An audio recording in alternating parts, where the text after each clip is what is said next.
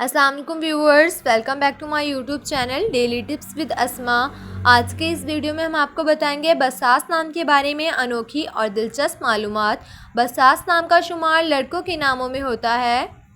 बसास नाम की इब्तदाई तारीख़ अरबी ज़बान से निकलती है। बसास नाम के अफराद के लिए खुशकिस्मत नंबर 3 माना जाता है।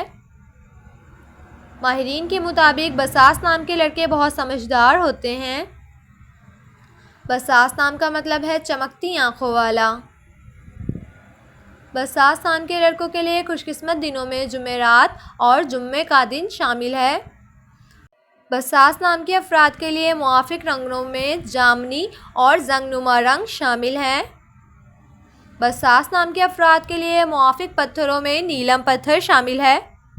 खुशकिस्मती वाली धातों में हिंसों के हिसाब से कांसी और तांबा शामिल है। सो फ्रेंड्स, अगर आप अपने नाम का मतलब जानना चाहते हैं तो कमेंट बॉक्स में अपना नाम लिखें। इंशाअल्लाह हम आपके नाम की वीडियो ज़रूर बनाएंगे। Thanks for watching. अल्लाह हाफिज़।